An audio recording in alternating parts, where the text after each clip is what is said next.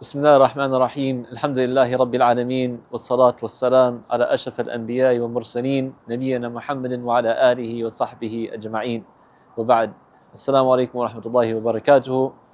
Alhamdulillah, we are approaching the end of Ramadan, and there seems to be a lot of talk about the end of times because of the previous lunar eclipse and the up and coming solar eclipse.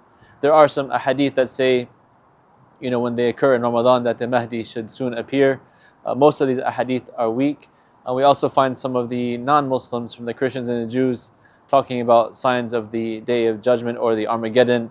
So there's a lot of rumors flying around, and people are, pushing these narratives. As Muslims, what should we do? The Prophet ﷺ told us that these are signs from Allah subhanahu wa ta'ala. Ayatan min ayatillah. There are two signs, the lunar eclipse and the solar eclipse, from the signs of Allah. And he said in one narration, if you see them, you should rush to salat.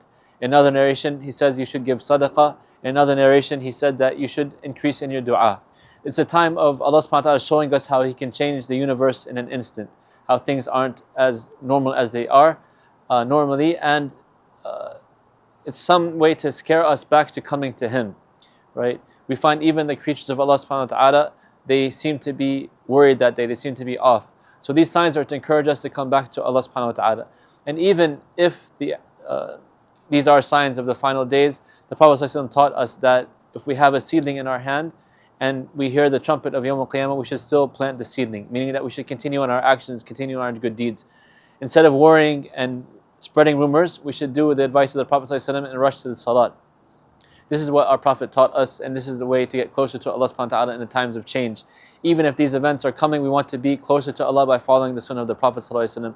So if you hear the Mahdi is coming, inshallah we will be on his side, but not necessarily that it is going to be this time, right? There are other signs and other events that are supposed to happen.